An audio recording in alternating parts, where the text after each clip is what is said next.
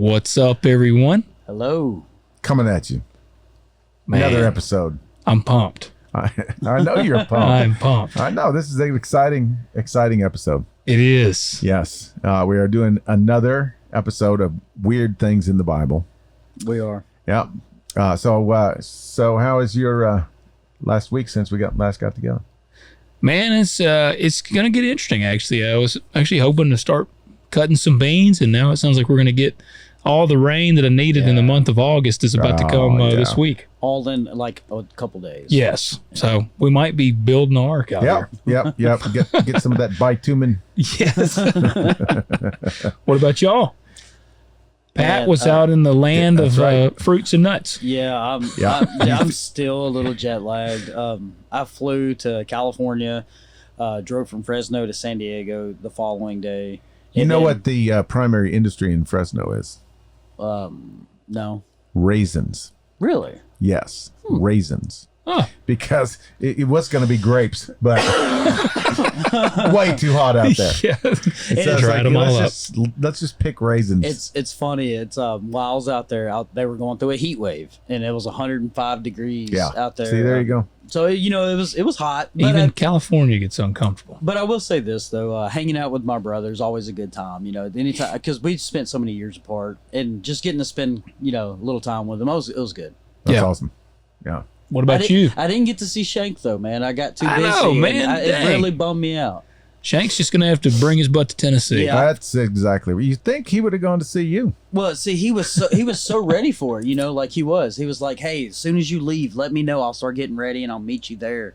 And then I'm like 6 hours later, I'm like, hey, bud, I'm still sitting here waiting. Yeah, exactly. I felt bad. You should. I did. Well, things happen. Yeah. What about you? I've had a good week. Things are just really busy right now. Yeah. I mean, it's like, golly, I gotta go in the morning and baptize 25 or so inmates of the Lauderdale. Whoa. You and Clyde are going to do that? Yeah, That's awesome. Early in the morning. Nice. Oh, that's not awesome. How early? Like I gotta get up at 7:30. Oh, No, man. no. Dang, you'll be just a little bit behind me in the morning. Yeah, I'll give you a holler. Yeah. I'm going to be kind of snickering to myself. I then. know you will. Yep. So we're gonna go up and do that, and then got that staff meeting, and then got a banquet that I got to go to Thursday night, and then we got the wildlife supper coming up, and so it's just like Busy. golly, Yeah. Yeah. For people that don't know, we typically start recording about 10 o'clock at night. Yep. And then we generally chat for a while. It's usually about 1:30 when I get in bed. Yeah. And I usually still have to get up about 6:30 in the morning. Pat and Peter usually get to sleep a little longer. So that's nice to know I won't be the only one suffering in the morning. Nope. I'll be suffering right along with you. Absolutely. I will say a prayer for y'all when I wake up. You will not. No, I won't. No. I'll make coffee Yeah. No, that's exactly and be right. happy about sleeping in. Yes. Yes. Well, you got a joke for us? Oh yeah, absolutely. Okay, so you know what happened yesterday? What? Somebody waved, and I couldn't tell if he was waving at me or if it waving at somebody behind me. You ever had that happen? Oh, yeah. Yeah. Yeah, that I hate it happened when to that me. happens. In other news, I also lost my job as a lifeguard. Okay. Yeah. They were definitely waving at someone behind you. Yeah. Okay, so why do roosters crow in the morning? I have no I don't idea. know. Because Okay, I've used that one with chicken. Why is chicken so good? Yeah. Okay. But you know those dumb birds crow anytime. they do Yeah, they all do. the time. I was out there messing with our coop at 5:30 this afternoon, and they were just wearing out crowing. And I'm like, it ain't, your time is messed up. I know. I mean, You're wrong on time. Yeah. Hey guys, if you enjoyed that, you enjoy the jokes, you enjoy the show, you need to hit Yes. that like button, hit subscribe, comment below. But we need ratings. Dang it, I'm a little irritated. So I checked our Apple ratings, and we haven't had a dang rating in a long time. okay. We're at like 9 ratings last I saw. We've been at 9 for a couple of months. So now you know the assignment. Yes, we need ratings. We need ratings worse than we need YouTube likes, honestly. Like, we got to have them driving up. But the comments are awesome. We definitely want comments. I don't know. We got some comments? Yes, we got some comments. We did. Good ones. Good ones. Miss Ruby, she said, over a decade ago, Billy Graham told a story about his wife. He shared that she said, if God doesn't punish America, he'll have to apologize to Sodom and Gomorrah. I thought about that as I listened to this podcast. As scary as it is, as prayerful as I am, that God will correct our course. Let me be to say that I will be the first one to buy a shirt. Remember Lot's wife. Remember Lot's wife. We got to do it. Yeah, I like that one. And then Amber said, I absolutely want a shirt. Too funny. And she says she wasn't a Trekkie, but she grew up on Star Trek. Her dad made him watch it every night after supper. Okay. And then she said, I feel like I'm watching an old episode of Jerry Springer, Dad, Granddad. Yikes. Craziness. All right. That is kind of like some Jerry Springer action there. Yeah, it absolutely was. Was. Well, we hugely appreciate the comments, guys. Yeah, Amber coming in clutch, man. Yep. Y'all leave us more comments, and we'll see what we can come up with on the shirts. I think we can. I think that'd be awesome. Yeah, we gotta get past this craziness. Season. I think if we get to 12 ratings on Apple Podcasts, we'll make some shirts happen. Dude, I can do that. I can only imagine, because like Stacy was asking me tonight, someone had texted her and asked her if I would be interested in doing something, and I was like, when? Like, I know. I have no time. Like I can't. Like we are just, all of us are just extremely busy. It's just nuts. But here we are doing a podcast. Here we are opening up the Bible and looking at all the weird stuff. Yep. And I love it. Yep. So what are we talking about tonight? Well, we're talking about one of the weirdest characters in the Old Testament. Peter Jeffrey. Yes, absolutely. One of the best, you mean? Yeah. Yeah. The best. It's Samson. Old Samson. Yeah. Man, Logan's been geeking out about this. My favorite story of all in the Bible. Sorry, Jesus. Now, it kind of, makes me a little bit concerned that this is your favorite story in the Bible, because, I mean, you want to talk about, man, what? It's the movie. So my favorite movies typically revolve around vengeance. I have narrowed them down. Like if I name some of my favorite films, Braveheart is my number one favorite movie. And that movie literally, he says it's for freedom, but it all starts because they kill his woman. So it's vengeance. Samson always reminds me of high school. It's just a bunch of meatheads with with woman troubles. Yeah. And that's like all of us in high school. Yep. I was like, okay, that's where we come down. Yeah. Okay, so just to kind of give you a little backdrop on this whole thing, this is found in the book of Judges. Mm-hmm. Judges, chapter 13. Now, if you ever want to get like super depressed and grossed out at the same time, just read through Judges. Yeah. Because, I mean, there's... spikes in forests, spikes in temples. And the concubine is 12, right? Yeah, exactly. Yeah. I think, was it 12? I think it was 12 or 19. 19. Is it 19? Yeah, okay. That's exactly right. Couldn't remember. So that's not my second favorite story. No, that one. Yeah. That kind of fits in your movie genre. That does. That's true. Yeah. That is true. And that is weird. It's a weird story. Yeah, hacking up bodies and sending the parts. Yeah, I seem to like those. I don't know. Yeah, that's okay. So anyway, the book of Judges is really about God sort of organizing the people, and then God chooses these. They call them judges, but they're really sort of overseers. Yeah. They're God's the judge. God is actually named as the judge in the book of Judges, but these sort of under judges are they're just kind of to keep the peace and solve disputes and rule in a sense. Yeah. And it's very odd how God calls these judges. Some of them come through. Fleece. I mean, sometimes they're amazing judges. Like Deborah was probably one of the best judges. She is my favorite judge at all of them. It's mine too. Yeah, she's a beast. Yeah. And so we get Gideon, and then we got all these seriously bad. Now Gideon's one that started out good and ended up terrible. It's like crash and burn. So it's kind of a mixed bag. Yeah. But we see in Judges 13, well, first of all, we see that Israel's in a very vulnerable position. And so they've got all of these nations that from time to time will just attack them and just try to just completely overrun them. You know, this actually gave me a good insult to use against people. Really? Okay. Yeah, you just call them a Philistine. Yeah. Have you ever thought about that? You'd be like, you Philistine. Yeah. You know, if somebody makes you mad. That you could call them an Amalekite. An Amalekite? Yeah. But it just, I think we should bring that back. I'm down with it. But there's others that will call them the Philistines. Philistines, well, they're a Philistine. If they're that. You got to be that fancy about it. Don't church it up. Yeah, you're a Philistine. A Philistine. I like the emphasis there. Yes. Thank you. Good job. No, that's not the way to say it. But then you got the Moabites. Yeah. We know where the Moabites come from, right? Yep. And the Ammonites, And we the know where the Amalekites. The Ammonites. Moabites got obliterated. Yeah. Yeah, Moabites and Ammonites, those were Lot's daughters, right? Yep. Yeah. All right. So this is the situation that we're in.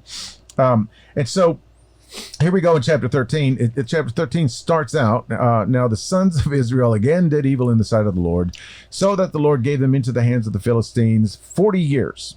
Rerun. Yes, this is a cycle that kind of repeats itself. But then it says, there was a certain man of Zorah of the family of the Danites, tribe of Dan. This is kind of the renegade, these are like the bikers, they don't really have a home. They're the nomads. Yeah, and one time we see that they didn't like the place they were living in. They liked this other town, so they just went up and took it over. It's like, this is now Dan. Yeah. This is the land of Logan, Dan. you'd be a Danite. Yeah. Yes. It sounds fitting for Samson. It is. It absolutely is, because it's like they're always on the fringe. They kind of doing their own thing. Yeah. It's like everybody's going to the temple. They're going like, we're gonna stay up here and do our own thing. So, anyways, the Danites. His name was Manoah, and his wife was barren and had borne no children. This is like a trigger phrase for something amazing, godly is going to happen. Right. Yeah, I would almost, if I lived back then and my wife was barren, I'd be nervous. I know. I'd be like, man, I'm going to be like 150 and some angel's going to come tell me something crazy. You wonder Exactly if there right. was jokes back then. Watch, we're going to end up in some scroll now. Yes. Oh, man. Hey, but now Samson had a brother. I don't know if he did or not. I didn't read that part. Later on, it says when he, well, do I need to wait? Oh, you can. I'm interested to hear. All right. That he had a brother. So, where does it say that? Because this piqued me, because I'm like, Okay. all right, wait a minute. I thought she was barren. So in Judges, it's his death. So what is that? 16. Oh yeah, 16. 31. His brothers and family of his fathers come. So, But see, this happens a lot too. When a woman is barren and then God gives her the first one, then she has more. well, that's what I wondered. So, but there's never any other mention of Samson's brother. No, Or it brothers. had to have come afterwards. Yeah. Yeah, there's this Hebrew word too. It's brother, same parents, half brother, relative, each to the other. Or Okay, so it could of be- resemblance. Could be just a close family. Could be close like cousins. cousins or something. Yeah, Gotcha. could be. I wondered. I was like, man, I wonder if he had a brother or brothers. I don't know. That would be a very, very good question. Yeah. It doesn't change the story No. tremendously, but it would be an interesting thing to know. Yeah. So his wife was barren and had borne no children. They say it twice. Isn't that what barren means? Okay, anyway. Then the angel of the Lord appeared to the woman. Now, Logan, you made a very astute observation before we started. It's like, how come the angel didn't say "fear not"? Yeah. You know, I mean, why was she not terrified? Right. And so we went through the fact that this phrase, the angel of the Lord, is oftentimes a code word for a Christophany, which is pre-Jesus Jesus. Yeah. Yep. So it's the second person of God, the Son of God, coming in human form, but not incarnate. Yeah. Okay. So most likely the angel of the Lord came to her in human form, but in glorified human form, because she ends up saying He was awesome. Yeah, exactly. And I wonder so if that's what word did they use? Because the Bible says awesome. The version I read, this is actually, I'm in NIV. I busted that out. And it says he was very awesome. no, mine says very awesome as well. And it literally means to be. I've been filled with awe. Yeah, we've co-opted that term. Yeah. to be, awesome. It's rad, I mean, I like rad. Yeah, He yeah. was rad. I know. That's what she should have said. He was rad. He was rad. But actually, probably rad in Hebrew means something. Yeah, that's true. So, Yeah, it'd mean like a pile of dung or something. Yeah. Exactly. No, that's scuba line. It's good. Yes. No, that's Greek.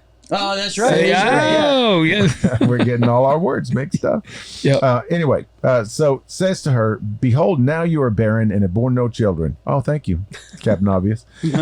But you shall conceive and give birth to a son. And then he starts to lay down all these conditions. Yeah, parenting rules. Yes. Says, therefore, be careful not to drink wine or strong drink, nor eat any unclean thing. Mm-hmm. For behold, you shall conceive, give birth to a son. No razor shall come upon his head, for the boy shall be a Nazarite to God from the womb. From the womb. Not when he's born and at a particular age, you're going to make him do this vow. It's like he's already a Nazarite. Yeah. In the womb. And he shall begin to deliver Israel from the hands of the Philistines. Explain Nazarite. Okay, I got that right here.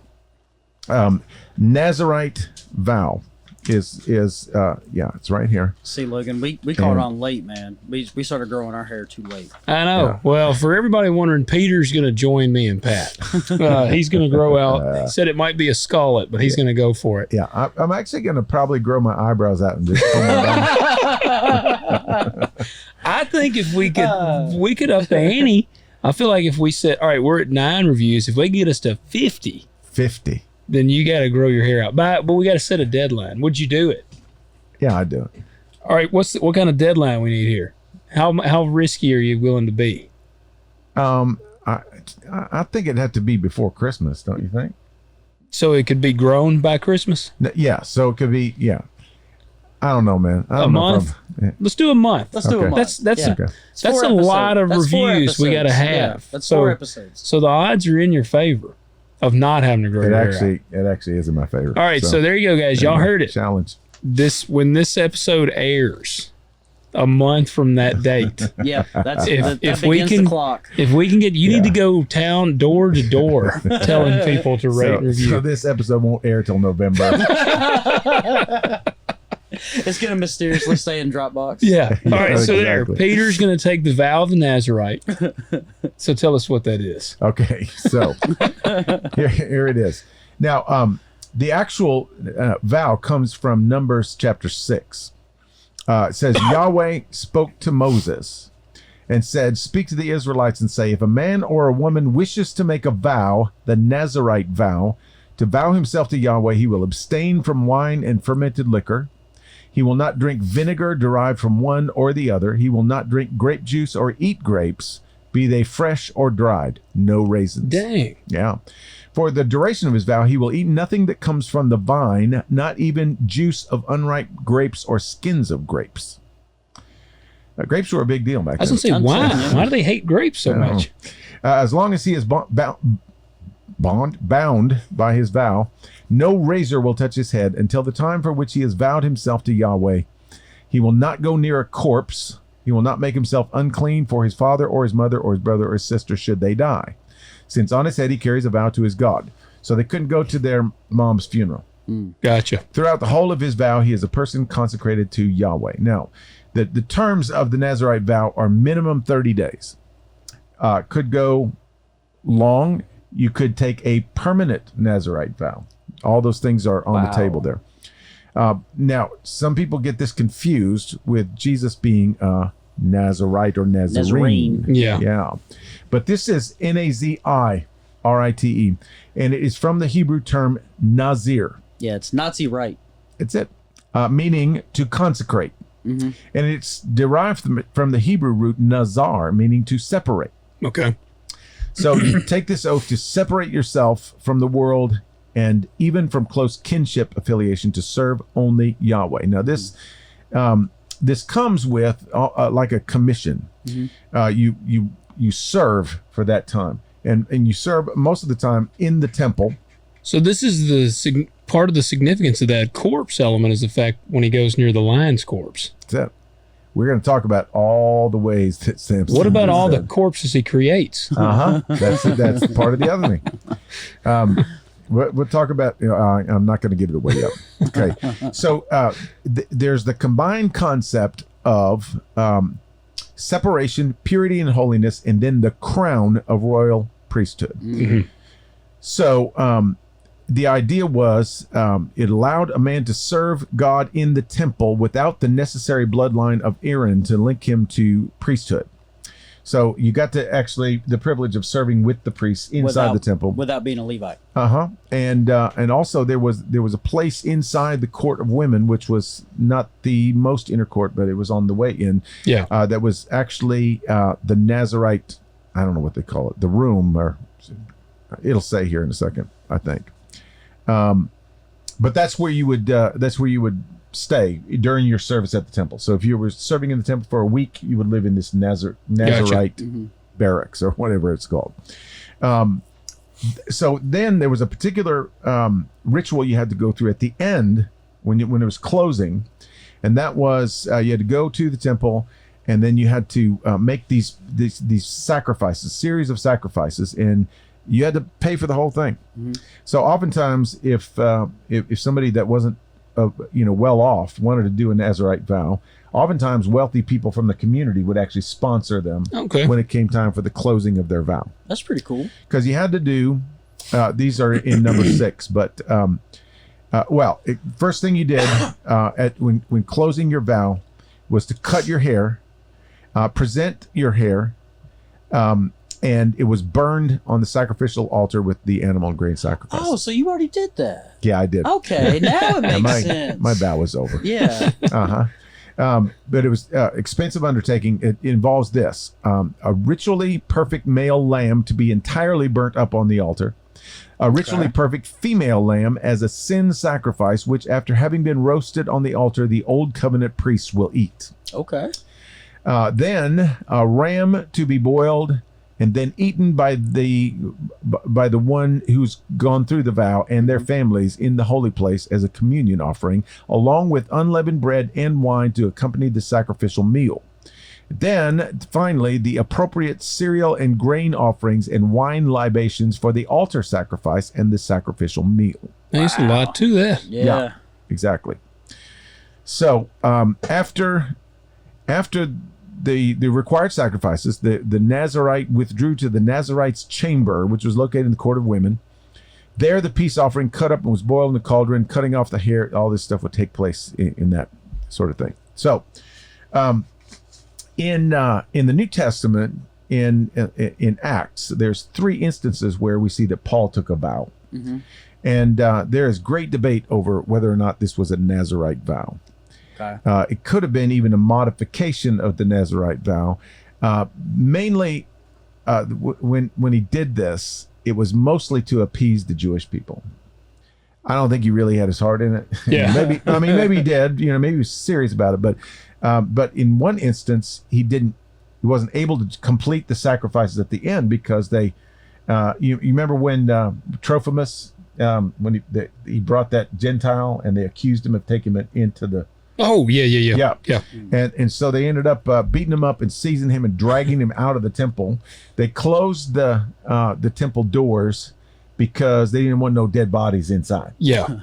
And so they were sure that they were, but he escaped. Yeah. So there's, kind of some interesting stuff surrounding the Nazarite vow. But there were only 3 people that we know that had a permanent Nazarite vow. Samson. Samuel, John the Baptist.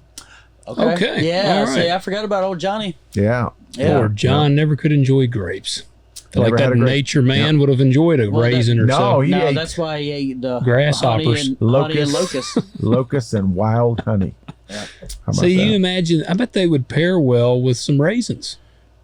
Oh, I think it would. Yeah, but no raisins. See, and now it makes sense too in hindsight. If you had to eat locusts, you'd want to dip them in honey at least. That is true. Yeah, I would. I would want to do that. Yeah. But in camel hair, clothes and stuff, man. Come on. Yeah. And you know why he wore the camel hair? To agitate him. And there's another reason though, is because it was said that Elijah. Yeah. It's what Elijah wore. Yeah. Remember, he came in the spirit of Elijah. That's right. And so That's right. there you go. If I'm going to be Elijah, I'm going to look like Elijah. Kind of the deal. Okay, so this is the funny part in the early part of the story, because here comes the angel of the Lord, speaks to her. She went and told her husband. Said, a man of God came to me, and his appearance was like the appearance of the angel of God, very awesome. And I did not ask him where he came from, nor did he tell me his name. But he said to me, you're going to give birth to a son. And so now you can't drink wine anymore, nor strong drink, nor eat any unclean thing, for the boy shall be a Nazarite to God from the womb to the day of his death. Now, you get this picture sort of intrinsically in this story, that these are not particularly devout religious people. Yeah. Right. These are like, Israelites in name only. Mm-hmm. They know just enough about sacrifice and stuff like that to, kind of keep them on the right path. Yeah. But they're the Christers, the Christmas and Easter Christmas. I was literally just thinking that. Yeah. We'll go down to the temple this year. No, not this year. Let's go next year. Yeah. It's like that kind of thing. Let's do the yearly sacrifice. Because you see, Manoah says he entreated the Lord and said, "Oh Lord, please let the man of God that you have sent come to us again, that he may teach us what to do for the boy who is to be born, because I'm not sure I believe my wife. And if this thing is real, I need to see it for myself." Yeah. He's not gonna go, "Oh, let's build an altar." It's like, no. He's like, I need some proof here. Yeah, exactly. My wife might have gotten into some bad grapes. Yeah, but and he's thinking like, if I'm going to abstain from anything, I need something proof. Uh-huh. Yeah. So does he have to abstain? They all would, As really. a family. Yeah. Okay. Yeah. I figured old dude'd still be kicking back some wine and raisins. I don't know. She tells him that, and he's got the bottle in his hand. Like, Yeah, That's what I'm exactly. What are you saying. talking He's about? like making the wine. Yeah. And God listened to the voice of Manoah. Yep. And the angel of God came down again. But here's the funny thing. Came down to the woman. Yep. Yep. And he Manoah wasn't was with her. not with her. All right. This part tripped me out a little bit. I know. She's working in the field. I know. What's up with that? And then she goes in and it says he got up and came out. So I'm thinking she's out there like plowing away and he's in there on the couch I know. chilling. He's got the Xbox going. Yeah. Yeah. He's like, tell me I can't have my wife. Exactly. She runs inside and tells her husband, "Behold, the man who came the other day has appeared to me." So he gets up, follows her, and the man's still there. And then he says, "Are you the man who just spoke with my wife?" Then he says this phrase. I am. Yeah. Hello, Jesus. Yeah. Hello. Yeah. Okay. All right. And so he says, now when your words come to pass, what shall be the boy's mode of life and his vocation? And he's getting a little presumptuous here. It's like, why do you need to know that? I don't know. Mm-hmm. So the angel of the Lord said, let the woman pay attention to all that I said. She should not eat anything that comes from the vine, or drink wine, or any strong drink, nor eat any unclean thing. So let her. So apparently he's off the hook. That's what I'm saying, man. Yeah. I think he was I probably think you're right. kicking Yeah. back a 6-pack every night.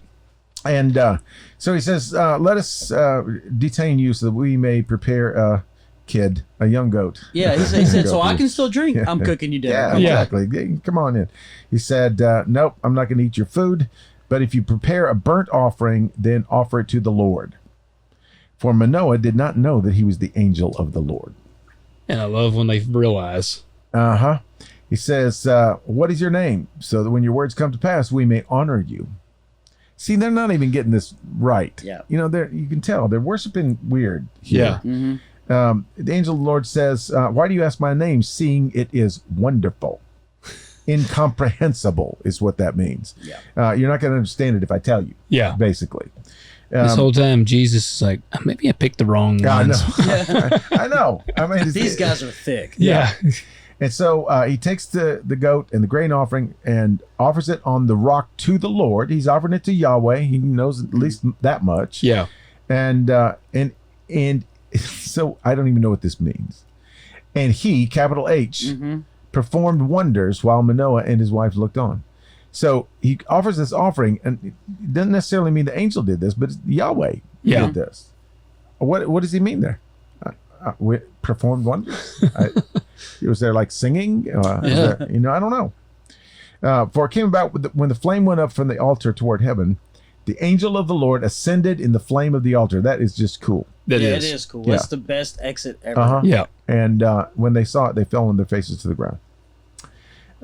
it appeared no more to them. Then Manoah knew that it was the angel of the Lord. Well, yeah, I mean, and his wife has to give him like a Captain Obvious moment here. Yeah. But then he's still, I don't know.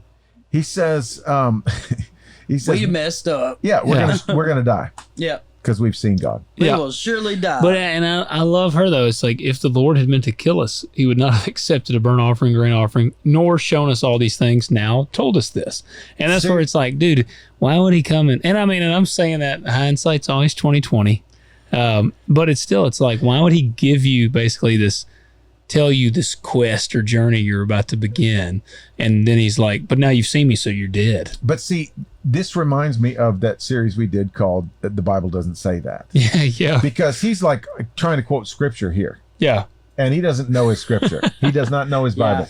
Yeah. It's like, well, God said, cleanliness is next to godliness. It's like, no, that's not what it doesn't say. Anybody who has seen God dies. die. By the way, that wasn't God in his full glory. That was, a messenger. It was, okay. Do you think from this day on, anything she said to him, he was like, okay, babe.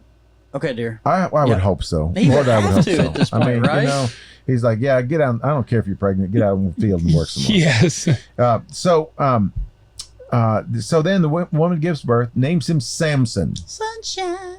That's what it means. Sunshine. Sunshine. I really came up with the name. I really don't know. Because they weren't told to name him Samson. No, they weren't. But the child grew up and the Lord blessed him. Mm-hmm. The Lord blessed him. That is foreshadowing all day long. And the Spirit of the Lord began to stir him in Mahanadan, between Zorah and Eshtaol. Camp of Dan. Yeah, there you go. I like the Spirit of the Lord aspect too. Yeah, and we're going to get into that. There's a couple of interesting places in here where that's going to really come into play. Yeah. But we get our first clue about Samson's level of spirituality and intelligence. I mean, this is like whoever wrote this story. I mean, they knew their literary forms. Yeah. Because we get just right off the bat. So you're thinking, okay, and the Lord blessed him, and the Spirit of the Lord issued from him. And so now he's going to go down and do some great thing. No. He's going to marry the wrong woman. Well, this is the funny thing about it. He goes to Timnah and sees a woman in Timnah, one of the daughters of the Philistines. Bad idea. Yep. So he comes back and he tells his father and his mother, I saw a woman in Timnah, one of the daughters of the Philistines. Now, therefore, get her for me as a wife. Romeo and Juliet. Boom. But then this is the funny thing. This is bad parenting. This is honestly a long history. It's got to be a bad parenting because they're going. What are they doing? They're going like, no. God said, no Philistine. Yeah. No. It like almost nothing's changed in their sort of, Maybe he's already a beast, and so they're like, hey man, hey. Maybe so, but in their culture, I mean, respect for your parents. I mean, it's a big deal. But they just go, oh, Samson, sunshine, is there no woman among the daughters of your relatives or among all our people that you have to take a wife from the uncircumcised Philistines? And it's interesting that they use that word as a marker for their whole spiritual framework. Yes, they're uncircumcised. I love Samson's response to him. I know, but think about this. It's like the dad thinks just because I'm circumcised, I'm on my way to heaven. We're chosen. We're everything. And so Samson says, what, Pat?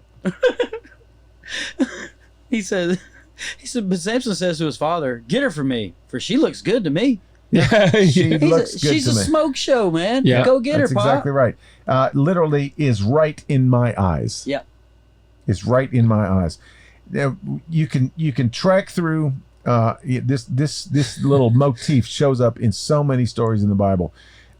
What happened to Adam and Eve? Eve saw, she took, and she ate. Mm-hmm. This is exactly what's happening with Samson. Yep. It's the whole sin cycle, temptation sin cycle, all over again. Covet, lust, take. Yep. And then again, I appreciate Samson here. I relate, man. I saw my wife. I said, she looks good to me. And that's what I want. And it paid out good for me. She wasn't one of them uncircumcised Philistines. That's true. That is true. but then this is where the weirdness begins. Okay. So this is verse 4 says, however, his father and mother did not know that it was of the Lord, for he was seeking an occasion against the Philistines. And at that time, the Philistines were ruling over Israel. Mm-hmm. Now, this does not necessarily mean that it is the Lord's will. Yeah. It just means that that the Lord is going to work through this situation, no matter how weird and convoluted it gets. Yeah. Of the Lord, doesn't always mean from the Lord, or that the Lord, it's the Lord's doing. Mm-hmm. It's the Lord, says, okay, I can work with that. I can work with this. Samson, I'm sure the Lord finally was like, man, I'm really having a hard time working with this. I know. It gets weirder though, because it says Samson goes to Timnah with his father and mother and came as far as the vineyards of Timnah. Okay, he's walking through the what? Vineyards. Yeah. Which is where neither him nor his mother are supposed to be. Oh, that's right. Yeah. Yeah, they're touching grapes and things like that. Didn't seem to bother him too bad. No. And behold, a young lion came roaring toward him. Here's the Here first. We go. Yeah. And the Spirit of the Lord came upon him mightily. Okay. Let's read this a little bit different so that you'll understand why it wasn't like God said, oh, yeah, this is righteous. I'm going to give you extra strength. No, it already, remember, it says the Spirit moved upon him already. Yeah. It's like the Spirit was sort of installed in him. He was given this extra power. And so what happens in these situations when we see the Spirit of the Lord came upon him mightily, it's like it rushed. Actually, the word is rushed forth. Yep. It rushed forth. And so as well as I know, that you've been given spiritual gifts, and you can use those spiritual gifts in many manipulative ways, or many ways that are not helpful. Absolutely. We see, faith healers and televangelists do this sort of thing all the time. God gives them an incredible gift of communication. Yeah. And so they use it to buy 17 jets. It happens. And this is kind of what we're witnessing here. And this is a funny line in this story. So that he tore him as one tears a young goat, though he had nothing in his hand. It's like, who thinks of that as your reference? Everybody knows how one tears a young goat, right? I tore just like yesterday when you tore a young goat. Yeah. Samson did it just like that. It's just another Monday morning, man. Oh, exactly. And it is interesting. Like, I pay attention to now. When I read, I look at capitalization more now. Yeah, for and sure. Spirit and Lord are both capitalized. Yep. Lord Absolutely. is actually all caps, but the Spirit part is capital. That's exactly right. So we've already seen Jesus in this story. Now we see the Holy Spirit. Now we see the Father. I keep waiting on that to increase my bench press. All you need is a lion in there with you. Yes. Maybe you need to go up to Mahanadan. Practice on I'm young growing goats. my hair out. Practice on young goats first. Yeah. I got to tear one of them in half. And I'll know I'm there. But he did not tell his father or mother what he had done. So they're just strolling through the vineyards, and Samson's off somewhere else, and all of a sudden he's like, it's like, okay. Yeah. Okay. Yeah. How do you not tell somebody? If I kill a lion with my bare hands, everybody's going to know about it. Absolutely. Oh, I'm wearing that sucker. Yes. But, apparently this is no big deal to Samson. Yeah. And so he goes down, talks to the woman, and she looked good to Samson. She was right in Samson's eyes. So when he returned later to take her, so they go back home, and then he's going back. So apparently some time has passed. Yeah. Okay. He turned aside to look at the carcass of the lion, and behold, a swarm of bees and honey were in the body of the lion. That's appetizing. That sounds tasty right there. Yes. Yeah.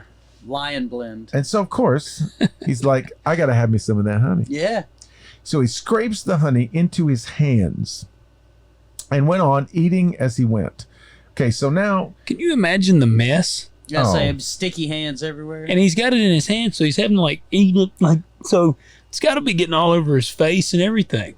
It's a mess. So he literally walks up to his dad's like, hey, Pop, try this. Exactly. Try this. I got a little bit left here. That's it. And it comes to his father and his mother, gives some to them, and they ate it. But he did not tell them that he had scraped the honey out of the body of the lion. So now he's blown past the whole grape thing. And now he's blown past the whole unclean. Yeah. Dead flesh. And so his father goes down to the woman, and Samson made a feast there, for the young men customarily did this. And it came about when they saw him that they brought 30 companions to be with him. And this is an episode. So is this women? No. These are like groomsmen almost. Okay, got you. It's exactly right. Oh, well then, all right. I get the 30 reference now for them to, but at 30 first, sets of clothes. Yeah, that's exactly right. which I will preface this by saying his riddle is ridiculous. It's stupid. Nobody would get this. No, exactly. And he's sure that they won't get this. It's just total pride, total, bad. You gonna give me some new clothes on my wedding. That's exactly right. And you know, they're Philistines too. So he's, trying to Cut them down. That's exactly what's happening.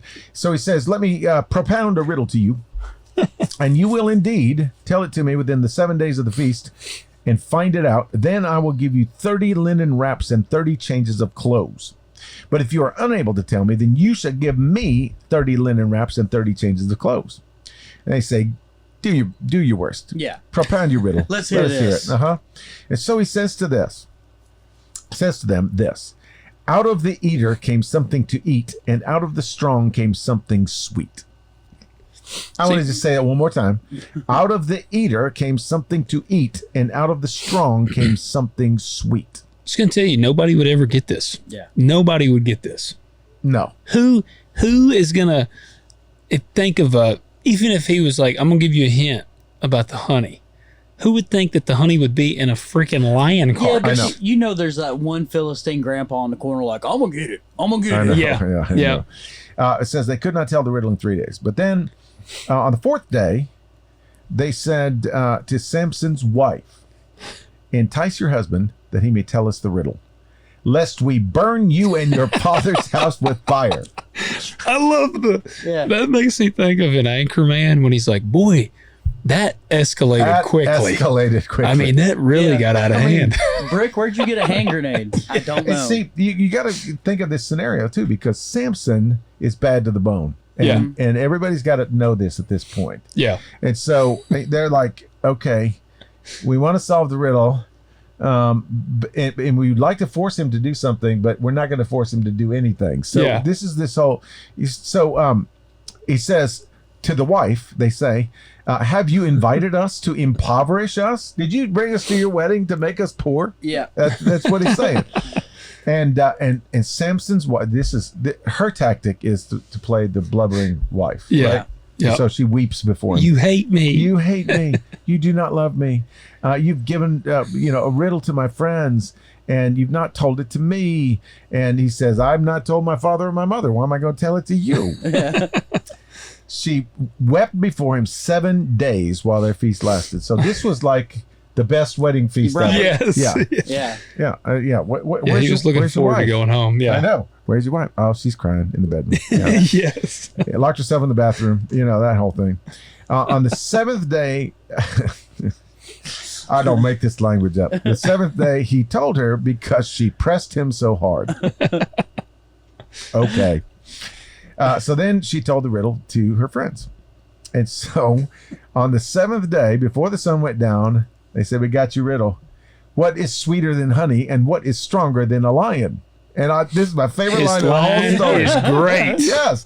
And he says to them, if you had not plowed with my heifer, you would not have found out my riddle. I love that line. He is the best. Dude, he is the best one-liner. Wordsmith. Yes. I know. Man. If you had not plowed with my heifer. And I just a little advice, young men, on your wedding feast. Don't use the word plow or heifer in reference to your wife. Yes. Or hard pressed. And exactly. And instruct your best man not to use any of those words in the wedding toast. So he picked a lovely heifer to be his bride. Yes. And so they're going to have a fertile marriage. He's going to plow. That heifer, Come on, man.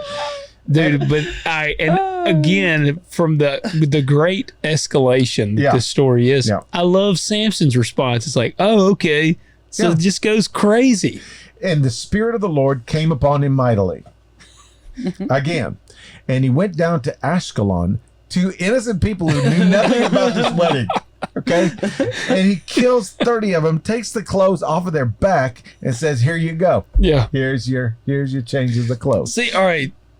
So break this down for me, because again, like there's nothing gloriful to the like at all in this action, but the Spirit of the Lord came upon him mightily. This is the paradox here, because he's using the Spirit of the Lord that began to issue from him at Mahanadan, and he's using it in all the wrong ways. Yes.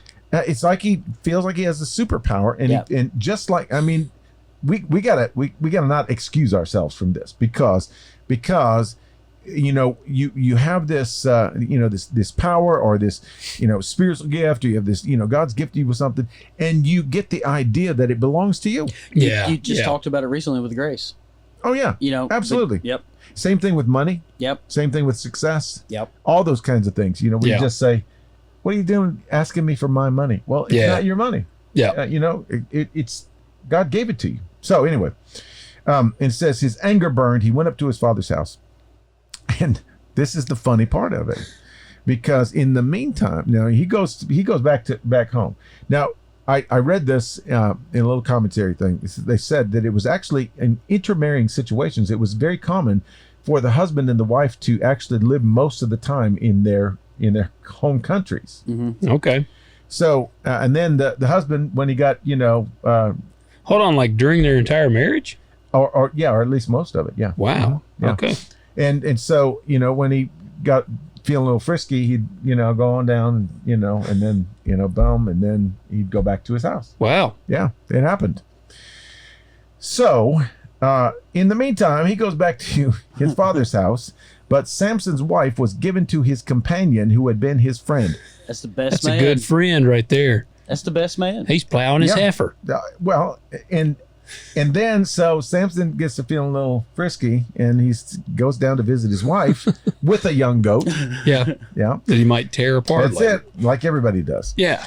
He says, "I will go into my wife in her room," but her father did not let him enter. That man was scared. Her dad was probably shaking in his boots right here. You can't come in. Yeah. He's like, look how good looking her younger sister is. Well, that's the funny thing about it. He says, "I really thought that you hated her intensely. So I gave her to your best man." Yeah. And then he says, "Is not her younger sister more beautiful than she? Please let her be yours instead." And inside the room you hear, "Dad." Yeah. I thought you didn't have favorites. Yes. And then Samson says this epic line. This is a movie line if I ever saw one. This is. Yeah, he says, "This time I shall be blameless in regard to the Philistines when I do them harm." So see, last time was my fault. That's what I'm saying. On you. He's admitting. Yes. Yeah. That, exactly all right. right. Yeah. I know. Okay, and this is the part that This is weird. I will never understand this. Yeah, this part is weird. I cannot put this in my brain. Yeah, I hurt myself last night trying to understand this. So he goes and catches 300 foxes. Logan, you're a hunter.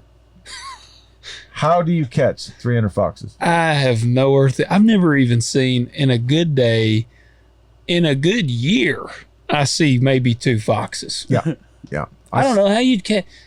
And then, how would I catch them? And where are you going to put them? Where am I going to put them? How am I going to tie their tails together? That's what I want to know. He catches 300 foxes. He takes torches and turns the foxes tail to tail and put one torch in the middle between 2 tails. Mm-hmm. Hey, and I want you to think about how mad this guy was.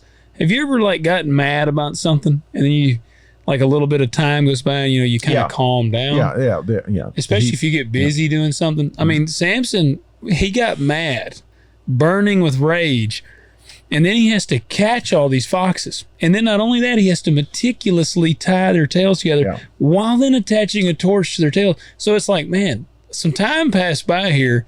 He's been doing a lot of stuff, but the whole time he's having to keep hyping that anger up. Oh yeah, man. You remember Christmas Vacation when Clark is just going off? I picture that's how Samson is tying these tails. No good floor fushing. It's gotta be. Yeah, I just feel like he's just yelling at himself. But he's got to do this 150 times, right? Yeah.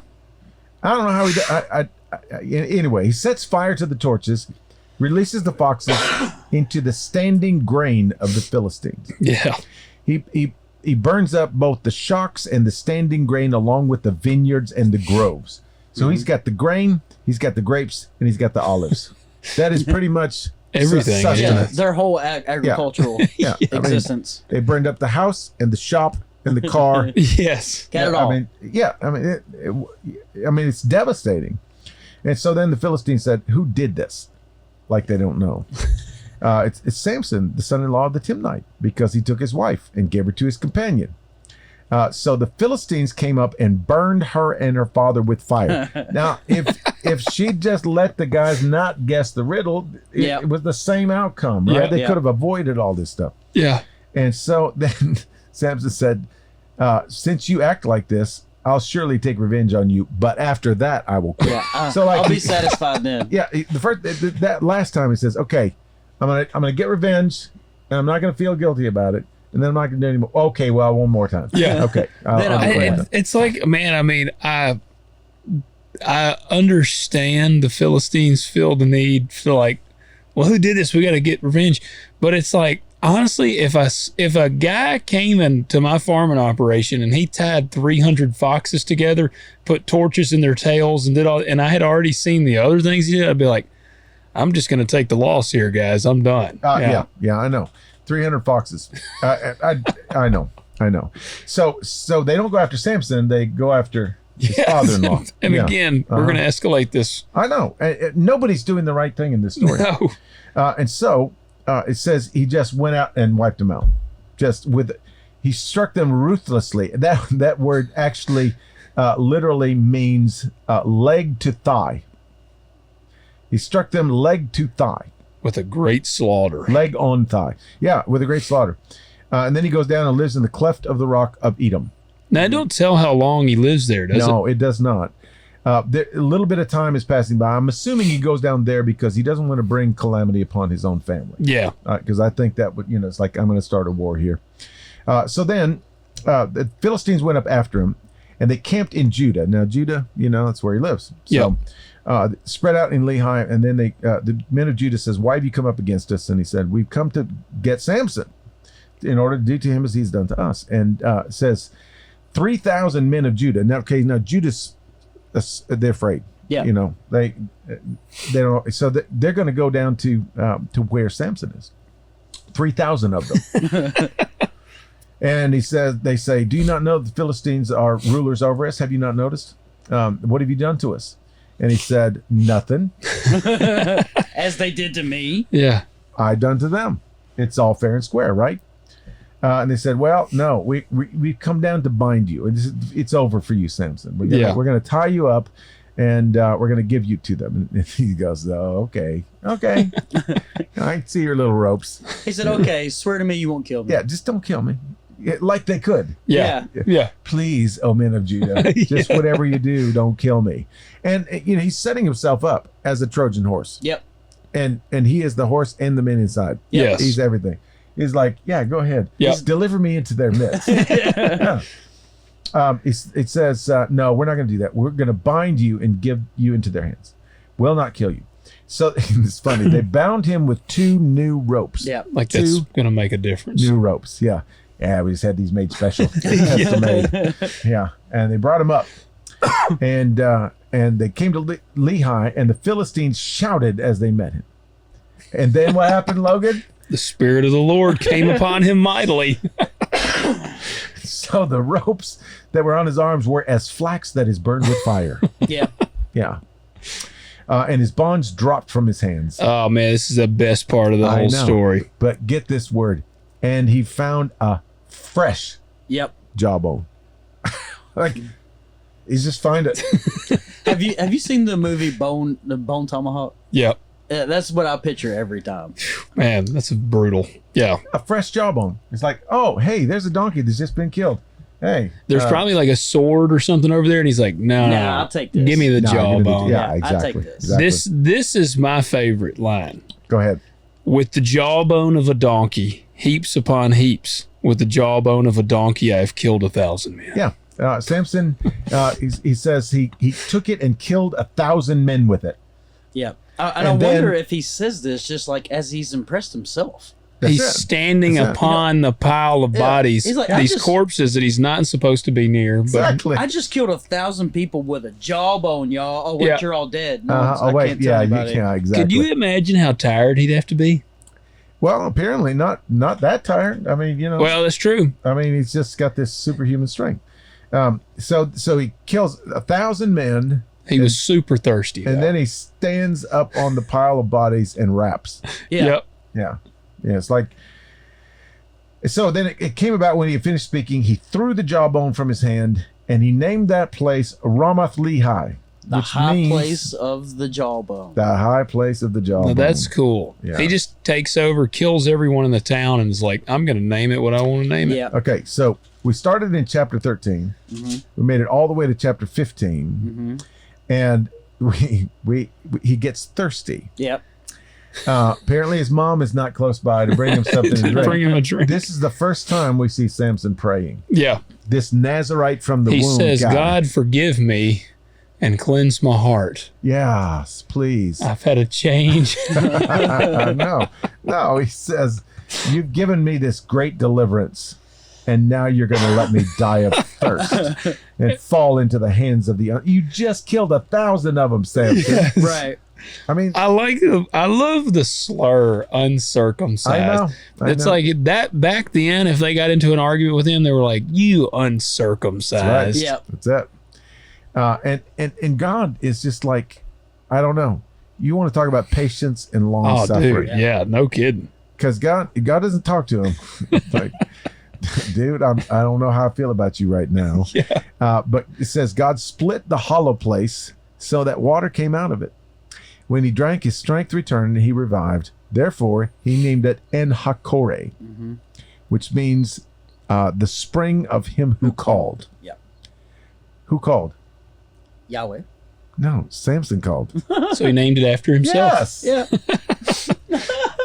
It's the spring of me. Yeah. Because Yes. I finally prayed. He's like, over there's the high place of the jawbone. Uh-huh. Over here's the place of me. Yeah. But when he names these things, there's got to be people around. Like, how does he name it?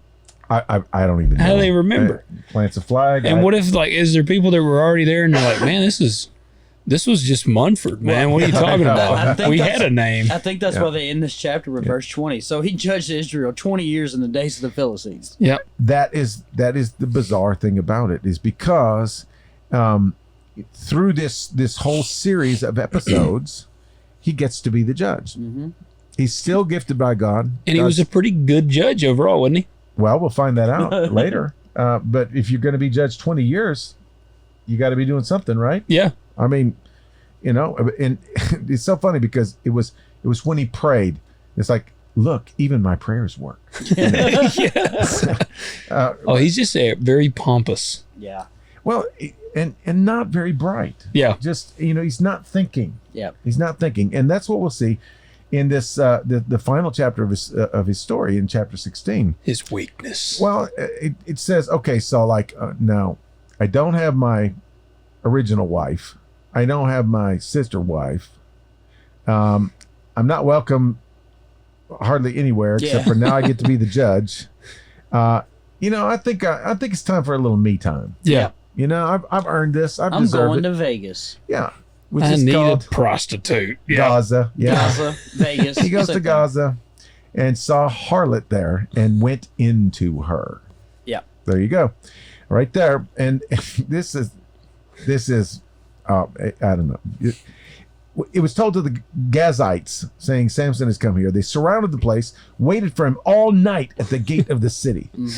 And they kept silent all night. We'll wait until the morning light and then we'll grab him and then we'll kill him. Samson gets up at midnight and he goes to the city gates. Yeah. And he pulls them up out of the ground and he hauls them up over his head, puts them on his shoulders and carries them to the top of the mountain, which is opposite Hebron. He's a bad dude, man. There's just no it's like, doubt about it. Here's your gates. Yeah. Can you imagine that they wake up and like the gates of the city are gone. Just gone. And Samson's up there going, hey, I got your gates. Yeah. You missing something? Yeah. Who are you waiting for, boy? Yeah. But you notice something that is absent from this little episode. No spirit of the Lord. Yeah. So he had to have just been a strong dude. Well, of course he was. I mean, he was gifted. Yeah. But the interesting thing is the spirit of the Lord has subsided, left him, and he doesn't know it yet. Yeah. Gotcha. Yeah. And that's what happens when this plays out. He does this incredible feat of strength. And after this, it came about that he loved a woman in the valley of Sorek whose name was Delilah. Delilah means night. Sunshine and night. Night. Two Darkness. peas in a pod. Yeah. And so the lords of the Philistines come up to her, and this is the part of the story everybody's most familiar with. Yeah. Entice him, see where his great strength lies, how we may overpower him. Then we will each give you 1,100 pieces of silver. Yeah, that's 28 pounds of silver. She's like, I'm in the mine.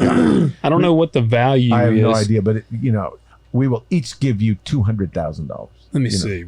How much is silver worth a pound? Well, you're gonna have to look it up in biblical terms, Yeah. right? I'm looking and see if I can Okay. find it real quick. So we're gonna each give you 1,100 pieces of silver. Well, today, the price of silver is $28 an ounce. Oh, there you go. So 1 pound of silver is equal to 14 troy ounces. What kind of thing is this you giving me here? I don't know. Either or $921 per kilo. So that would be what is 28 pounds? Is that a kilo or 2 kilos? Heck. I don't know. I quit. No, that's 12 kilos. So 12 times 921, that'd be about $10,000. Okay. $11,000. So now that's today. Yeah, but times that by every Every one of person these. talking Yeah. to you. And there might have been 50 of them. Yeah. It's She'd be loaded. It's a large amount Yeah. of money. Large. Yeah. And so Delilah says, honey, sunshine, please tell me where your great strength is and how you may be bound to afflict you. Now, Logan, do you think that Samson had an idea of what she was trying to do? Well, I would say yes, but it's crazy. I think he probably does. I don't think. Feels like it. Yeah. I mean, but then the way it plays out the rest of the way, I'm like, I know. if he does, why does he go along with this? I think he does, but his pride blinds him. Yeah. I think that he thinks even if his hair is cut off, It won't matter. that He still got it. He's just that arrogant. Yeah. So he messes with it. Yeah. Yep. Oh, if you bind me with 7 fresh cords that have not been dried, I'll become weak. It'd be like so they any try it. other man. Uh-huh. And she says, the Philistines are upon you, Samson, like she's on his side. And he snaps the cords. And then says, you've deceived me. Now, please tell me how you may be bound. And it says, if we new ropes which have not been used. Well, they already knew that didn't work. So same thing. Philistines are upon you. On and on. Boom, they're dead. Snaps the And he's rope. killing the dudes every time, isn't he? Yeah, I'm assuming so. Sure. Why wouldn't you? Yeah. And then she says, up to now you've deceived me. And he gets this wild. I mean, who's going to even believe Right. this? Yeah. Weave the 7 locks of my hair with the web and fasten it with the pin. Like, what? He's like, I'm gonna look good this time. Yeah. Yeah. Yeah, and make sure I have lipstick, and it's just Yeah. it's stupid.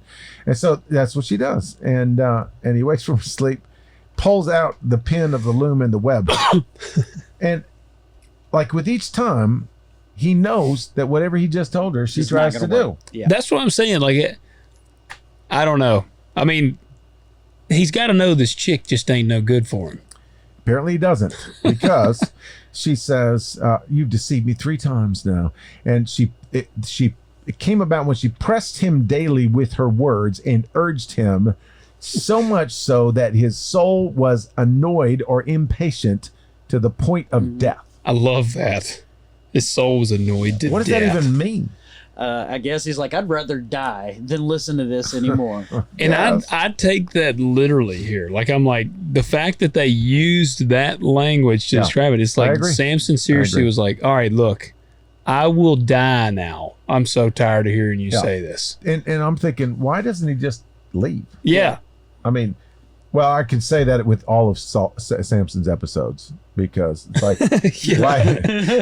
just go home, man. Yeah, go home. Just go home. You can stay and you're going to slaughter 1,000 men in a battle, or you can just go home and chill out. How many times have we found ourselves in that situation? I know. I should have just went home. Yep. Man. But Peter can say that because he listens whenever somebody says, "Hey, man, you shouldn't be here." Yeah, he does. At least I did that one time. Yes. I've had other kind of episodes where you stayed. So it says he told her all that was in his heart. Mm-hmm.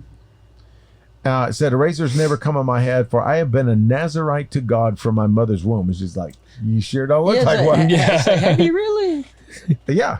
But once again, he feels like the title is enough. Yeah. You know, my mom says I'm a Nazarite, so I must be. And it says, "Ooh, you know what that makes me think of? What? Like whenever someone's like, "Yeah, I'm a Christian." I know. See, I went the other way. It's like, yeah, man, I own a casino. I'm 1/16 Cherokee on my mother's grandmother's. I know. And so he says, "If I am shaved, my strength will leave me." And when Delilah saw that he had told her all that was in his heart, when she knew that he was serious, she says, "Okay, here's the last time." And they brought the money this time. Mm-hmm. They did not bring the money the other times. So they bring the money, and she made him sleep on her knees. See that? Samson. Just lay your head right here, baby. That's it. Ignore these scissors over here. He's got to know it's coming. And called for a man, had him shave off the 7 locks of his hair. And then she began to afflict him, and his strength left him. I'm curious about this. How did she afflict him? Yeah. Was she like, "Hey, fatty, get up"? I'm almost sensing something sort of supernatural going on here. Like demonic on her? Yeah, something like that.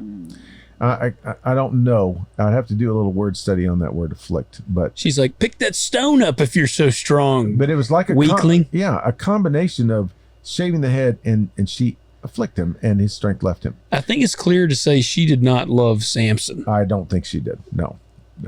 And so she says, "The Philistines are upon you, Samson." He woke from his sleep and he said, "I'll go out as at other times and shake myself free."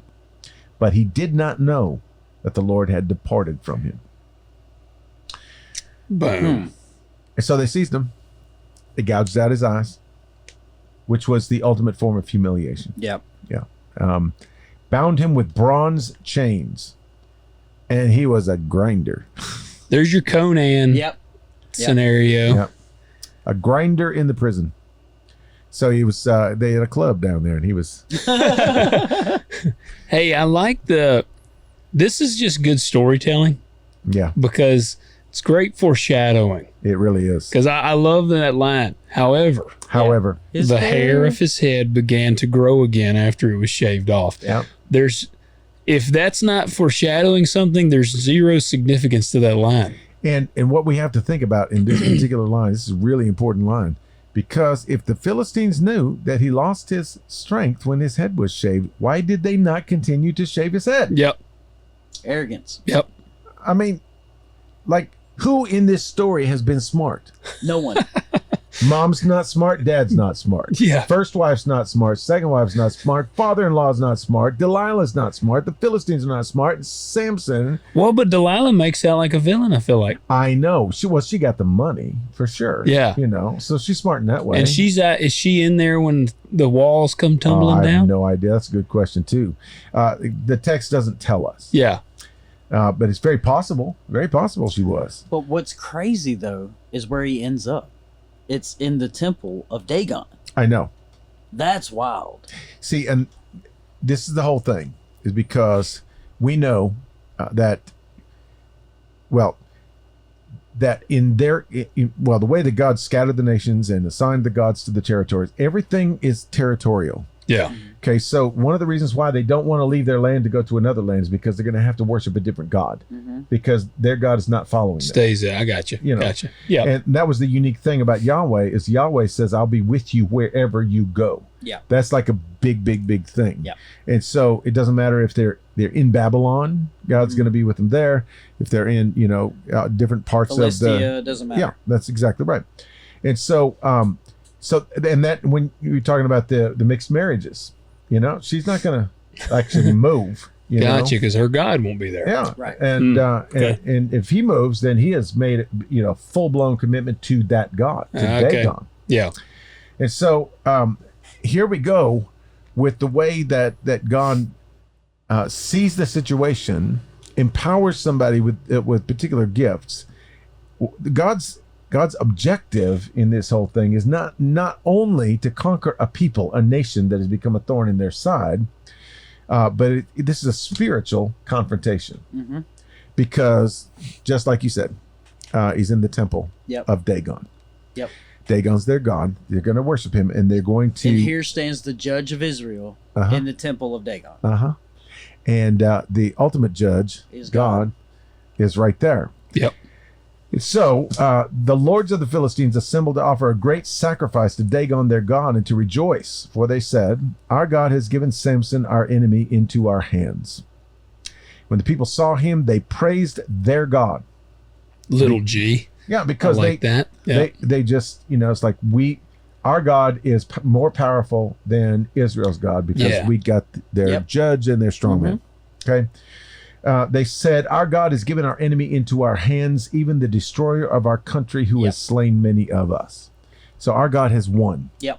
There's your other Conan the Destroyer. Really? That's your other reference. Oh, well, there you go. Destroyer of our country. And it so happened when they were in high spirits. So were they a little drunk? Really drunk. Yes. That term is used many times in the Old Testament. When they were in high spirits, that they said, "Call for Samson that he may amuse us." So now they're just trying to rub it in. What do you think they're making him do? Like dance around or do something like just look ridiculous. Yeah, and they taunt him, tease him. Yeah. They probably dressed him up. You know? And of course, he had been a grinder. They'd used him like an ox to grind in the grinding wheel, Yeah, it says literally means made sport before him. Yeah. There you go. And so, so they called for Samson from the prison and he entertained them. And they made him stand between the pillars.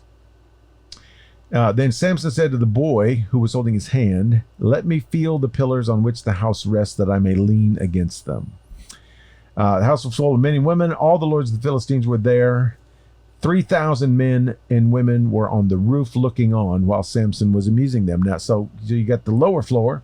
Yep. Then you got everybody that's on the balcony, right? Yeah. So full house. If there's 3,000 upstairs, got to be at least that many downstairs. Yeah. And here is Samson's second prayer. And it still ain't no good. Well, the interesting thing, though, is you can tell that Samson is not an experienced prayer.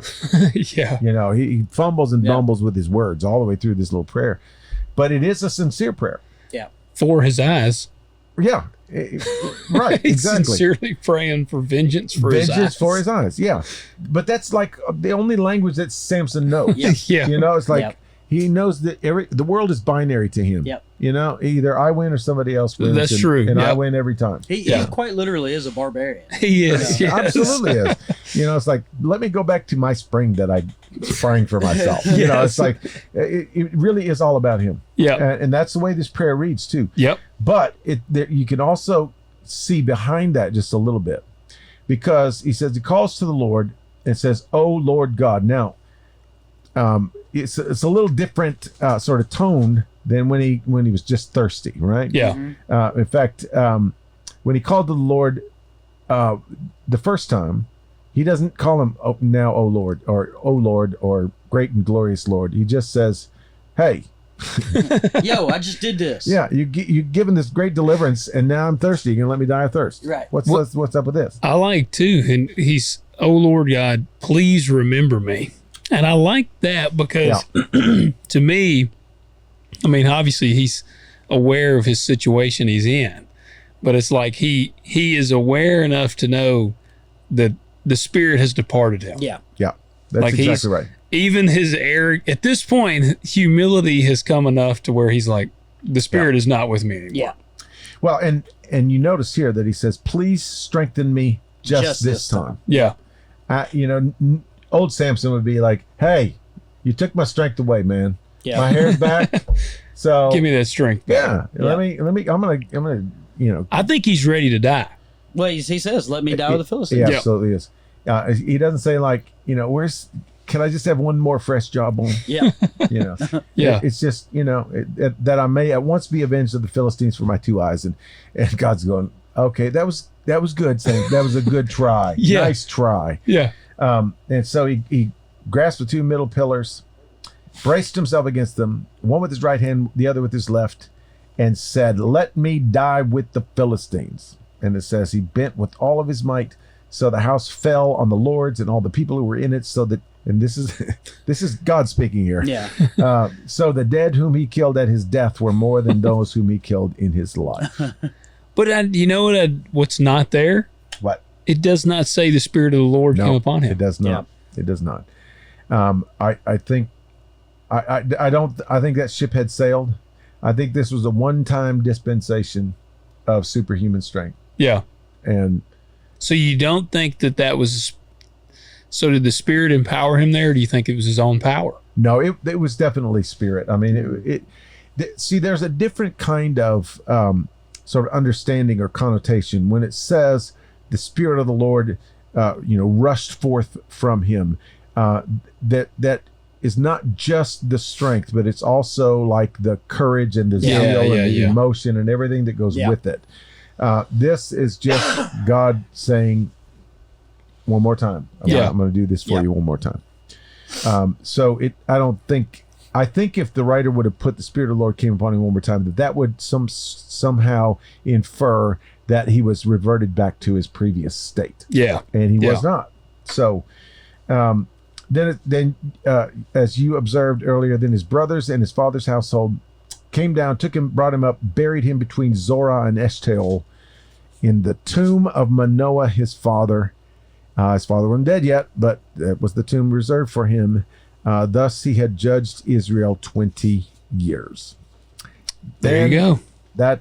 That's all we hear about Samson until, and this is the weirdest thing, because we've been talking about this, how we talked about Sodom and Gomorrah and the Moabites and, all this stuff. We talked about, Abraham and all that stuff, and Balaam and, all this. And God uses a non-believer in Balaam, right? Yeah. I mean, he's like, he'll serve, it's like prophet for hire. He's got the special gifting. He's got the special connection with the unknown world, and he'll use it in any way. He knows who Yahweh is. He converses with Yahweh, but he didn't want anything to do with him unless he gets some money out of it. You know? And we see that because he had to be faithful to Yahweh in blessing Israel, not cursing. Yeah. But then he finds a way around it just so he can get his money, and ends up corrupting the whole nation. You got people, doing stuff in the tabernacle they're not supposed to do. And then, we see this whole Sodom and Gomorrah incident where we see Lot, it's like, come on, Lot. Yeah. I mean, what are you thinking with all this stuff? And you got Lot's daughters, and you got, the whole weird convoluted mess. And here we see again, once again, what did we say last couple of weeks? If it's weird, it's important. Yeah. And this is one of those incidents. Yep. It is really important. Yep. This whole episode of Samson, because we see in this so many different ways that God is working in a mess. Now you can say, well, why did he choose Manoah and his wife and Samson and all stuff?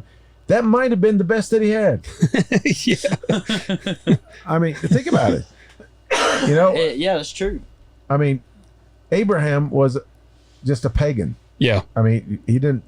Yeah. It took a while for him to actually, till it says, and he built an altar and worshiped Yahweh. Yeah. And you think about Noah. Noah was nobody special. Yeah. I mean, he did go ahead and build the ark, but then they finally land, and Noah's goes like, man, I need a drink. Right. I gotta plant some vineyards. Yes. And then this whole episode with Ham and his father's nakedness and all that mess. Samson may have been the best that God had to work with in that day. That's very true. Which is encouraging. Well, it's sad in one way, because Israel had so much potential going for it, and God was not going to give up on them because he, it's covenants, all this stuff. Jesus is going to come through Israel one way or another, and God's like bound and determined. I'm not giving up on this plan. I destroyed the world by flood because there was these weird, hybrid human creatures that are destroying everything. I got to just like erase, but he's got this one family that has a good bloodline and all that stuff. And through all these situations, God is intervening in all these ways. And it's like Sodom and Gomorrah get too close to crossing the line, and it's like, nope, you're gone. See ya. And here we go with Samson, and he uses him to literally destroy their whole temple. He's like, you think your God is so bad? How about this? Just like when the angel struck the man blind, it's like, okay, now you're blind. I love that. So what do you see out of this whole thing, Pat? Man, even through our arrogance, lack of understanding, pride, all of our flaws, God can still use you, even though you might end up with your eyes gouged out. Because you play dumb games, you win dumb prizes. But God will never abandon you. And we know because Samson ends up in the Hall of Faith, man. I'm going to read that in just a second. But I did a sermon on Samson some years ago. It was the sermon series was called Epic Fail. And in every one of these epic fail situations, God did incredible things. So I put together these points to end the sermon. I think I read them earlier to myself, and I thought, these are pretty good points. So at the end of the sermon, I say, what a glamorous story, right? What do we learn from this, tire fire that is Samson's life? There's three things that we need to understand about our lives, because in this whole sermon, I was sort of saying, hey, don't give Samson a bad rap, because a lot of that stuff is in us. Yes, we Samson's to the extreme, but we have the same patterns, right? Yeah, absolutely. And so point one here that we understand about ourselves is we are our own worst enemy. Many times. Yes. He's impulsive. He's driven by his lust, his stomach, and his anger. I said you cannot be desire controlled and spirit led at the same time. He's also compromising. He blew through all of his vows. And he thought the title was still going to save him. Hey, I'm a Nazarite. Hey, he's unteachable. Nobody could speak into his life, not his parents, not his friends. He was a loner. He was isolated. It was all about him. I did actually reference Wreck-It Ralph. How about that? Okay. Nice. And he was filled with pride. He just assumed that he was special forever. And so the truths that we find in here as a solution to who we are and who Samson was is that ultimately the world needed someone greater than Samson. Now, Pat, you made an incredible parallel about how the story of Jesus is sort of, hinted at in this. Tell that again. Delilah, betrays Samson for silver. We see the image of Samson with his arms out across, in the temple of Dagon. And that's the cool thing too, is he destroyed the temple of an evil god. And Jesus took dominion from Satan. He destroyed the works of the devil. So we see a lot of these things, and we know Jesus is the good judge as well. Absolutely. But that's the interesting thing is he gave up his life to defeat the power of his day. And so we're not going to call Samson Jesus. Right. Samson is clearly there's not. Just some parallels. But there is a thread that runs through this story. And it runs through many stories. We're going to talk about Jonah at some point. And Jesus makes direct reference to the sign of Jonah. That's right. Another truth that we find is it's never too late to cry out to God. That's right. If you've never prayed before in your life, you can pray a prayer, even if it's a little self-centered prayer. Even if your eyes have been gouged out. Exactly. And so what we see ultimately in this story is that God even works through disasters. Like complete and utter disasters. And when God chooses somebody, he does not just give up on somebody just because you take a few twists and turns and you take 3 steps forward and 5 steps back every now and then. Well, that's why it's funny. I love the Samson story. It is like my go-to. But as a kid, I loved it from the aspect of just what a beast Samson. Like I always just envisioned this just monster dude, just super strong, being a beast. And I've always loved the heaps upon heaps thing. I'm like, man, it's so cool. But now it's funny because as I've gotten older, it's an evolution of why I enjoy the story so much. Right. And as I've gotten older, and then I read it, and I'm like, man, this guy, like you said, he's an epic failure. But in all that, like you said, God does not turn his back on him. At the end of the line there, he's still, when he cries out to God, God is there. And so I love that aspect of it. It's like, man, no matter how bad I screw up, no matter what I do, at the end of the day, if I will cry out to God, like God will be there. And so I've always appreciated that. Like I appreciate that now as an adult reading the story of Samson. Yeah. And it's just further verification throughout the Bible, like you said, with Noah, Moses, Abraham, like all the different people, like none of them were perfect. David, Lord, look at David. He was a man after God's own heart. And then you see the stuff he did. So like, I don't know. I that's why I love the story of Samson, because it is like, it's actually encouraging to me in a lot of ways. Oh, absolutely. Yeah. Absolutely. And the interesting thing too is, we're just finishing on Thursday mornings. We're finishing 1 Samuel, and it's the story of Saul and David. Yeah. And we asked the question a couple of weeks ago, why was the kingdom and the spirit and everything taken away from Saul, but it was never taken away from David? Because if you count up their sins, right? Yeah. David wins by a lot. A mile. Yeah. But the key to this whole thing is David was a man after God's own heart, because the one thing that David never did was worship anybody but Yahweh. Yep. Yeah.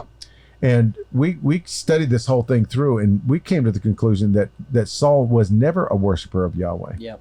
I don't know that he worshiped other gods, but the first time that he realizes that the Spirit of God is not on him, instead of repenting like David did, he goes to see a medium, a witch. Over at Endor. Yep. So that's you see that in Samson as well. Now, his family wasn't particularly devout. He certainly wasn't devout, but he knew where his strength came from. And we see that in that last verse. Yeah. He knows who to pray to. Yep. And that's one thing that Saul never did. We don't see Saul That's right. ever. Yeah. I mean, he'll build an altar and offer the sacrifice in place of the priest, which he was never supposed to do, because he thinks it's some sort of magic He potion. thinks he's going to give him that victory. That's exactly right. And so we see that same thing here in Samson. It's like, the Big Lebowski and Forrest Gump and everybody all rolled up into one, and he just never can seem to get beyond himself, but yet God sees him through. And the most amazing thing, we've talked about this before, the people that are in the lineage of Jesus. We talked about Ruth the Moabitess, who had no business being in the temple, let alone, And we see Rahab. What is Rahab known for? What is her name? Harlot. The Rahab the harlot. I mean, that's like that followed her throughout the whole Bible, right? It's like you never could say Rahab, the seamstress. Good baker. It's always. And we go to Hebrews 11. Now, Hebrews 11 is a famous chapter. Yeah. It is the hall of faith. He says he says by faith, I don't know, 94 times in here. By faith, Abel offered to God a better sacrifice. By faith, Enoch was taken up. By faith, Abraham was called. By faith, Jacob. By faith, Sarah. And he goes through all these different kinds of things. And when Abraham offered up Isaac, and he's by faith Joseph. By faith Moses. He talks a lot about Moses. By faith they passed through the Red Sea as they were passing through dry land. By faith the walls of Jericho fell down. By faith Rahab the harlot did not perish. He even calls her that. It's like, come on, guys. Rahab the harlot. It's like, man, I just got to add that last bit in there. And he finishes this out by saying, and what more shall I say? For time will fail me, if I tell of Gideon, Barak, Samson, Yep. Jephthah, of David and Samuel and the prophets, who by faith conquered kingdoms, performed act of righteousness, obtained promises, shut the mouths of lions, hello, quenched the power of fire, escaped the edge of the sword. From weakness they were made strong, became mighty in war, put foreign armies to flight. Women received back their dead by resurrection, and others were tortured, not accepting their release in order that they might obtain a better resurrection. And he goes on about the martyrs that were stoned and sawed in two and put to death with the sword, and go about in sheepskins and goatskins, being destitute, afflicted, ill-treated. And Samson is right in the middle of that whole list. That's what I was just gonna say. And like, if you're gonna tell me like Samson, he's right there with David and Samuel. Like, I know. Those are two big shots. I know. Yeah. Big Same shots. sentence. Yeah. You know what I mean? I know. It also, one of the takeaways I get with Samson's story is God, like I said, he's not going to forsake you, Right. but it doesn't mean you won't suffer the consequences. Absolutely. Yeah. Yeah. It's exactly right. And, you know, Israel, more than one time is called the Son of God. Yeah. You know, it's crazy that Israel, you know, I mean, God hung with them all the way until it's like, no, okay, you're going to Babylon. Yeah. I can't help it any longer. Yeah. And they sure enough did. And they were shocked. Yeah. Yeah. Just shocked. How could you do this to us? Yeah. We are your chosen people. It's like, how could you do this to me? Maybe you quit acting like Samson. Yeah. I remember King Josiah, I think it was appalled by all of the idol worship that was going on. He finds one of his men is cleaning out a storeroom, and he finds a book. Yeah. He doesn't know what the book is. Yeah. You know the story, Yeah. right? Yeah. And he goes like, what? He takes it to the priest. The priest goes, I don't know what that is. kind of looks like a Bible. Yeah. I don't know. What do you think? And they end up rediscovering the law that had been tucked away in a corner for They had no idea. 150 years, you know? And so he brings it out and he has it read in front of it, and they all start weeping because it's like, this is not who we are. Yeah. Yeah. But the most amazing thing about that story is he starts, demolishing all these high places, these places of worship. And so it tells how many Asherah poles he cuts down and all this stuff like that. And then he goes to the temple and he starts dragging idols out of the temple. Yep. And I mean, there's hundreds of them. Yeah. Even the temple was polluted. And I'm like, how do we get there? Yeah. How do we get that far? And so we're, all dogging Samson for killing 1,000 Philistines with a fresh jawbone. It's like, how is that any really different? Yeah, different. And so that's kind of, that's a weird story. That is a weird story, man. But it's a cool story, though. It is. I know, and it's so weird that whoever wrote Hebrews goes right to Samson right along with the rest of them. Yeah. Yep. And so he must have been a darn good judge. Yeah. 20 years. I mean, that's a good career. Yeah. That's what, you hear nothing about his judging. And it's interesting because many of the judges, and certainly later the kings, they'll list the king's name and said, he did not do what was right in the sight of the Lord. That's his legacy. That ain't on Samson's. No, you don't see anything. It just says two times that he judged for 20 years. Yeah. So you got to believe that he was faithful. Yeah. So tell us what you think about this story of Samson. It may be more than you've heard about Samson in your Sunday school class. Yeah. Because when we think about Samson in our Sunday school class, we get the little sanitized version. Yes. Yeah. We That don't- dang Delilah cut his hair. Yep. That was it. Yep. That's what happens when you don't trust Jesus. Yeah. Well, guys, comment below. We'd love to hear your thoughts on it. And let us know anything else. If you want to deep dive on something else, we're open to ideas. Absolutely. Now we got one more. No, wait. No, this is the last. And then Revelation. We're gonna start with Revelation next week. Yeah. And Peter's going to tell you when the end of the times are going to be. That's exactly right. I'm going to tell you who the Antichrist is. Yeah. We're going to talk about who has to stay in the tribulation. Yep. It's like, we're going to get all that stuff. We're going to talk about Apache helicopters. We're going to talk about flying saucers. It ain't grasshoppers. No, it's not grasshoppers. Everybody knows. We're going to talk about Russia and China. Yep. And China. the bear that comes down from the north. And that's got to be Russia. Absolutely, it is. It is. But but not America, because That's we're right. a Christian nation. That's right. Yes, That's we are exactly actually the right. chosen ones. Yeah, we are. We have the Nazarite vow. Well, that's why you see, I told you, Pat and I got our hair long. That's Yeah, it. we're doing it to it, man. I got to get moving. I Yep. got to get moving. I could grow my ear hair long. Everyone just thinks those are headphones you're wearing. Yeah, that's right. Yeah, I'll just say, Coy, don't trim that ear hair. Yeah. Hey, well, don't worry, because we're going to hit those 50 reviews within a month, and And you're then- going to be having a skull. It'll all the way down my back, man. There you go. Yeah. There you go. I can do it. Guys, comment that below. Leave us a rating and Yeah. review. Appreciate you. We always enjoy doing the show, and we'll catch you next week. Yes.